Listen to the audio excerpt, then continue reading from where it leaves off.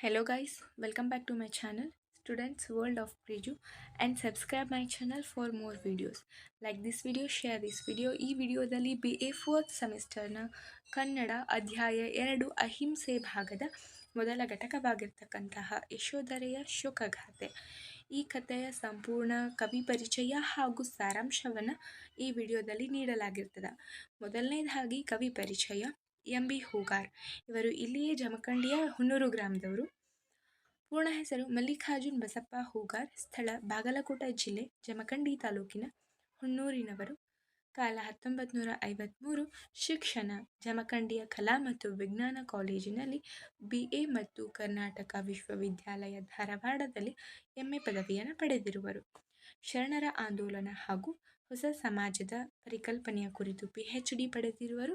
ಕವನ ಸಂಕಲನಗಳು: ನನ್ನವ್ವ ಮತ್ತೆ ಬಂದ ಕವಿತೆ, ಖಂಡಕಾವ್ಯ ಯಶೋಧರೆಯ ಶೋಕಗಾಥೆ, ಗಾಂಧಾರಿಯ ಸ್ವಗತ, ಭವಕ್ಕೆ ಬಂದ ಬೆಳಕು. ಮಕ್ಕಳ ಸಾಹಿತ್ಯ ಅನುಷ, ವಿಮರ್ಶಾ ಕೃತಿಗಳು: ಸಾಹಿತ್ಯ ಸಖಿ, ಸಾಹಿತ್ಯ ಸುಗಂಧ, ಸಾಹಿತ್ಯ ಸಂಗತಿ. ವಚನಗಳಲ್ಲಿ ಶರಣ ಪರಿಕಲ್ಪನೆ, ಬಸವ ಭಿತ್ತಿದ ಬೆಳಕು. ಅನುವಾದಿತ ಕೃತಿಗಳು: ಮೀಸಲಾತಿ ಒಂದು ಪ್ರಶ್ನೆ, ಗೀತ ಮಾಧುರ್ಯ, ಬ್ರಹ್ಮ ಸಿದ್ಧಾಂತ ಮಾಲೆ. ಇತರೆ ಕೃತಿಗಳು: ಜನಪದ ಸಾಹಿತ್ಯದಲ್ಲಿ ಜೀವನ ಮೌಲ್ಯಗಳು, ಶರಣ ಸಂದೇಶ, ದೇವೇಂದ್ರ ಕುಮಾರ್ ಹಕಾರಿ, ರತ್ನಪನ್ನ ಕುಂಬಾರ್, ಚನ್ನಬಸಪ್ಪ ಕರಾಳೆ. ಪ್ರವಾಸ ಕಥನ: ಚೌರಾಧಾಮ ಯಾತ್ರೆ, ಸಂಶೋಧನೆ, ಕರ್ನಾಟಕ ಮಹಾರಾಷ್ಟ್ರ ಹೂಗಾರ ಜನಾಂಗ ಒಂದು, ಸಂಶೋಧನಾ ಅಧ್ಯಯನ, ಸಂಪಾದನಾ ಕೃತಿಗಳು, ಶಬ್ದ ಸ್ಮೃತಿ, ಹಳಗನ್ನಡ ಕಾವ್ಯ ಪರಿಚಯ, ನಡುಗನ್ನಡ ಕಾವ್ಯ. ಪ್ರಶಸ್ತಿಗಳು: DS ಕರಕಿ ಕಾವ್ಯ ಪ್ರಶಸ್ತಿ, ಕನ್ನಡ ಸಾಹಿತ್ಯ ಪರಿಷತ್ ದತ್ತಿನಿಧಿ ಪ್ರಶಸ್ತಿ, ಬೇಂದ್ರೆ ಕಾವ್ಯ ಪ್ರಶಸ್ತಿ, ಬಸವಗುರು ಕಾರುಣ್ಯ ಪ್ರಶಸ್ತಿ, ಕನ್ನಡ ಕುಲೋದ್ಧಾರಕ ಪ್ರಶಸ್ತಿ. ಯಶೋಧರೆಯ ಶೋಕಗಾಥೆ ಕವಿತೆಯ ಸಂಪೂರ್ಣ ಸಾರಾಂಶ. ಜಗತ್ತಿಗೆ ಶಾಂತಿಧಾರಿಯನ್ನು ತೋರಲು ಸಿದ್ಧಾರ್ಥನು ಸಂಸಾರವನ್ನು ತ್ಯಜಿಸಿ ಬುದ್ಧನಾದನು. ಆದರೆ ಅವನು ಬಿಟ್ಟು ಹೋದ ಅರಮನೆಯಲ್ಲಿ ಅವನ ಪತ್ನಿ ಯಶೋಧರೆಯ ಬದುಕು ಕತ್ತಲೆಯಲ್ಲಿ ಮುಳುಗಿತು. ಸಿದ್ಧಾರ್ಥನಿಗೆ ಅದು ಮುಕ್ತಿಯ ಮಾರ್ಗವಾಗಿ ಕಂಡರೆ ಯಶೋಧರೆಗೆ ಅದು ಪ್ರೀತಿಯ ವಿಯೋಗ ಮತ್ತು ನಂಬಿಕೆಯ ದ್ರೋಹದಂತೆ ಭಾಸವಾಯಿತು. ಎಂ.ಬಿ. ಹೂಗಾರ್ ಅವರು ಈ ಕವಿತೆಯಲ್ಲಿ ಯಶೋಧರೆಯ ದುಃಖವನ್ನು ಕೇವಲ ಕಣ್ಣೀರಾಗಿ ನೋಡದೆ ಅದನ್ನು ಪ್ರಶ್ನೆಯಾಗಿ, ಆಕ್ರೋಶವಾಗಿ ಮತ್ತು ಶೂನ್ಯದ ದರ್ಶನವಾಗಿ ಕಟ್ಟಿದ್ದಾರೆ. ಅವಳ ಮಾನಸಿಕ ವ್ಯಥೆಯು ಕೇವಲ ವೈಯಕ್ತಿಕ ನಷ್ಟವಲ್ಲ, ಅದು ಇಡೀ ಸ್ತ್ರೀಕುಲದ ತ್ಯಾಗದ ಸಂಕೇತವಾಗಿ ಇಲ್ಲಿ ಮೂಡಿಬಂದಿದೆ. ಕನ್ನಡ ಸಾಹಿತ್ಯದಲ್ಲಿ ಸ್ತ್ರೀಯ ಅಂತರಂಗದ ನೋವು, ಪ್ರೀತಿ, ತ್ಯಾಗ ಮತ್ತು ವಿರಹವನ್ನು ಅತ್ಯಂತ ಸ್ಪಂದನಶೀಲವಾಗಿ ಚಿತ್ರಿಸಿರುವ ಈ ಕೃತಿಗಳಲ್ಲಿ ಎಂ.ಬಿ. ಹೂಗಾರ್ ಅವರ ಯಶೋಧರೆಯ ಶೋಕಗಾಥೆ ಪ್ರಮುಖವಾಗಿದೆ. ಈ ಪದ್ಯವು ಬುದ್ಧನ ಪತ್ನಿಯಾದ ಯಶೋಧರೆಯ ದೃಷ್ಟಿಕೋನದಿಂದ ಬರೆಯಲ್ಪಟ್ಟಿದ್ದು, ಗೃಹತ್ಯಾಗ ಮಾಡಿದ ಗಂಡನಿಂದ ಉಂಟಾದ ನೋವು, ವಿರಹ, ಪ್ರಶ್ನೆಗಳು ಮತ್ತು ಆಂತರಿಕ ಸಂಘರ್ಷವನ್ನು ಹೃದಯಸ್ಪರ್ಶಿಯಾಗಿ ಚಿತ್ರಿಸಿದೆ. ಈ ಕಾವ್ಯದಲ್ಲಿ ಕೇವಲ ಒಬ್ಬ ಸ್ತ್ರೀಯ ದುಃಖವಲ್ಲ, ಅದು ಮಾನವೀಯತೆ, ಸಂಬಂಧಗಳ ಮೌಲ್ಯ, ತ್ಯಾಗದ ಅರ್ಥ ಮತ್ತು ಧರ್ಮದ ಹೆಸರಿನಲ್ಲಿ ನಡೆಯುವ ಮಾನವೀಯ ನೋವಿನ ವಿಶ್ಲೇಷಣೆಯಾಗಿದೆ. ಕವಿ ಪದ್ಯದ ಆರಂಭದಲ್ಲಿಯೇ ಹೇಳುತ್ತಾರೆ: ಮಾತು ಮೌನಗಳ ಮಧ್ಯೆ ಸಾಯುತ್ತಿದೆ ಪ್ರೇಮ. ಮಾತುಗಳು ನಿಂತು ಹೋಗಿವೆ, ಮೌನ ಅರ್ಥಹೀನ ಅಥವಾ ಅರ್ಥ ಕಳೆದುಕೊಂಡಿವೆ. ಈ ಎರಡರ ನಡುವೆ ಪ್ರೇಮವು ನಲುಗುತ್ತಿದೆ. ಇವುಗಳನ್ನು ಅಂದರೆ ಮಾತು ಮತ್ತು ಮೌನವನ್ನು ಒಳಗೊಂಡಿರುವುದೇ ಪ್ರೇಮ. ಆದರೆ ಈಗ ಧಾಮವೆಲ್ಲಿದೆ? ಅಂದರೆ ಮಾತುಗಳು ಮತ್ತು ಮೌನ ಆವರಿಸಿದಾಗ ಪ್ರೀತಿ ಎಲ್ಲಿ ಕಾಣೆಯಾಗಿದೆ ಎಂದು ಬುದ್ಧನಿಗೆ ಯಶೋಧರೆ ಪ್ರಶ್ನಿಸುತ್ತಾಳೆ. ಇಲ್ಲಿ ಯಶೋಧರೆಯು ಸಿದ್ಧಾರ್ಥನನ್ನು ಕುರಿತು ಹೇಳುತ್ತಾ ವರ್ಷಗಳಿಂದ ಹರಿದ ಪ್ರೀತಿಯ ನದಿ ಅಥವಾ ಹೊನಲು, ಅಂದರೆ ಯಶೋಧರೆ ಬುದ್ಧನನ್ನ ವಿವಾಹವಾದ ಸಂದರ್ಭದಿಂದಲೂ ಅವರಿಬ್ಬರಲ್ಲಿ ಇರ್ತಕ್ಕಂತಹ ಪ್ರೀತಿ, ಪ್ರೇಮ ಎಲ್ಲವೂ ಎಲ್ಲಿ ಹೋದವು, ಅಂದರೆ ನಮ್ಮಿಬ್ಬರ ಅನುರಾಗಕ್ಕೆ ವಿಧಿ ಗೋಡೆಯನ್ನು ಕಟ್ಟಿದೆ ಅಂದು ಕೇಳ್ತಾಳೆ. ಅಂದರೆ ಒಮ್ಮಿಂದೊಬ್ಬಲೆ ಸಿದ್ಧಾರ್ಥ ರಾತ್ರಿ ವೇಳೆ ಯಶೋಧರೆಯನ್ನು ಬಿಟ್ಟು ವೈರಾಗ್ಯವನ್ನು ಧರಿಸಿ ಬಿಟ್ಟು ಹೋಗಿರ್ತಕ್ಕಂತಹ ಒಂದು ಸ್ಥಿತಿಯನ್ನು ಇಲ್ಲಿ ಯಶೋಧರೆ ಪ್ರಶ್ನಿಸ್ತಾಳೆ. ಪ್ರೇಮದ ಸೊಗಸನ್ನು ಹೇಳುತ್ತಾ ಯಶೋಧರೆ ಹಾಗೂ ಸಿದ್ಧಾರ್ಥ ಇವರಿಬ್ಬರ ನಡುವಿರ್ತಕ್ಕಂತಹ ಒಂದು ಆಂತರಿಕ ಸಂಬಂಧವನ್ನು ಕುರಿತು ಇಲ್ಲಿ ಯಶೋಧರೆ ಮಾತನಾಡ್ತಾಳೆ. ಕಣ್ಣಿನ ಭಾಷೆಯ ಕುರಿತು.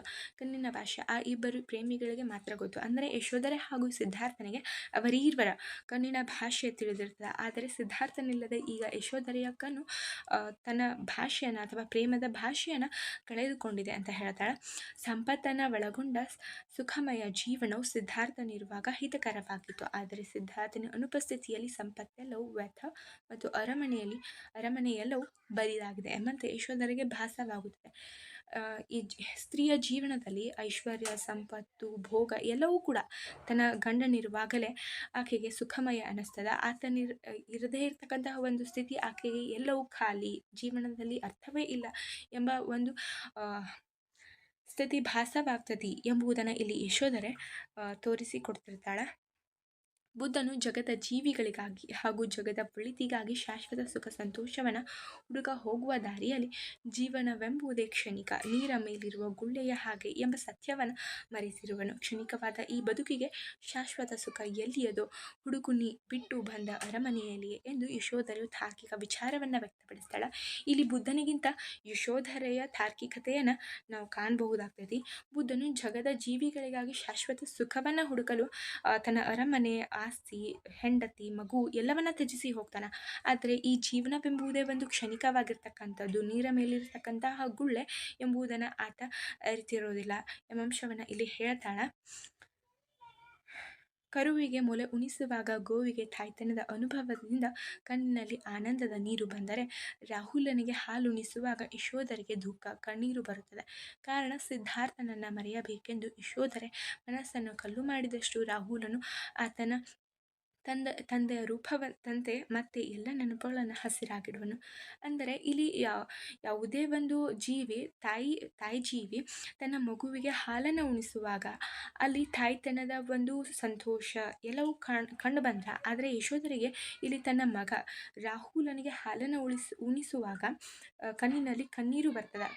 ಕಾರಣ ಯಾಕಪ್ಪ ಅಂದ್ರೆ ಸಿದ್ಧಾರ್ಥನನ್ನು ಅಥವಾ ಬುದ್ಧನನ್ನು ಮರೆತು ತನ್ನ ಜೀವನವನ್ನು ನಡೆಸಬೇಕು ಎಂದು ಇರ್ತಕ್ಕಂಥ ಯಶೋಧರೆಗೆ ಆ ಮಗು ತನ್ನ ತಂದೆಯ ಸರುದ್ರೂಪಿ ಅಂದ್ರೆ ತನ್ನ ಹಾಗೆ ಇರ್ತಕ್ಕಂತಹ ಮಗು ಆತನ ನೆನಪುಗಳನ್ನು, ಕೆನ್ನೆಯ ಮೇಲೆ ಕೈ ಆಡಿಸು, ಈ ಎಲ್ಲ ಚಟುವಟಿಕೆಗಳಿಂದ ಬುದ್ಧನ ನೆನಪುಗಳನ್ನು ಮತ್ತೆ ಮರುಕಳಿಸ್ತಾನೆ ಎಂಬುದನ್ನು ಇಲ್ಲಿ ಹೇಳುತ್ತಾರೆ.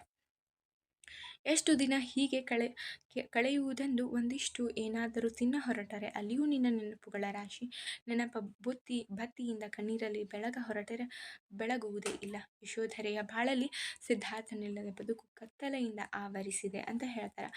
ಅಂದ್ರೆ ಕೇವಲ ಸಿದ್ಧಾರ್ಥನ ನೆನಪಿನಲ್ಲೇ ಬದುಕುವುದಾದರೆ ಮಗುವನ್ನು ಸಲಹಬೇಕು. ಹಾಗಾಗಿ ಯಶೋಧರೆ ಏನಾದರೂ ಒಂದಿಷ್ಟು ತಿನ್ನ ಹೊರಟರೆ ಅಲ್ಲಿಯೂ ಕೂಡ ಸಿದ್ಧಾರ್ಥನ ಪ್ರತಿಯೊಂದು ನೆನಪುಗಳು ಆಕೆಯನ್ನು ಕಾಡ್ತವ.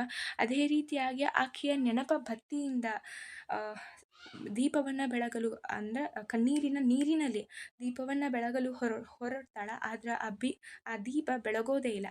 ಕಾರಣ ಆಕೆಯ ನೀರಿನಲ್ಲಿ ದೀಪ ಬೆಳಗೋದಿಲ್ಲ ಮತ್ತು ಅದೇ ರೀತಿಯಾಗಿ ಕಣ್ಣೀರಿನಿಂದ ಆಕೆಯ ಒಂದು ಜೀವನ ಕತ್ತಲೆಮಯವಾಗಿದೆ ಅಂತ ಹೇಳ್ತಾಳೆ.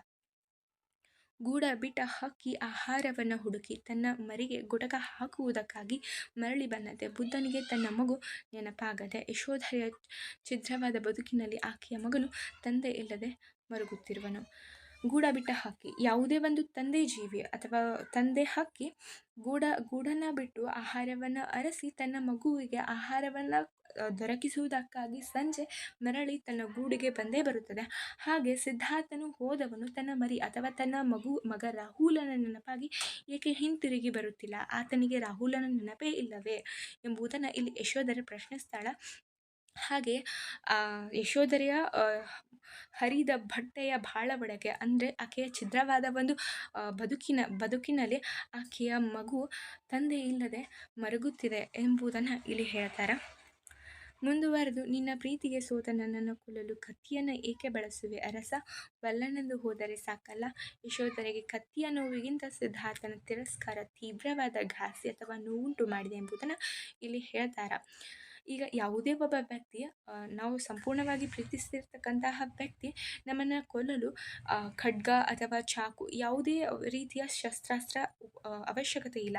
ಅವರ ತಿರಸ್ಕಾರದ ನೋಟವೇ ಅತಿಯಾದ ನೋವನ್ನು ಉಂಟು ಮಾಡತಕ್ಕಂತಹ ಒಂದು ಅಸ್ತ್ರ ಅಂತ ಇಲ್ಲಿ ಯಶೋಧರೆ ಹೇಳ್ತಾಳೆ.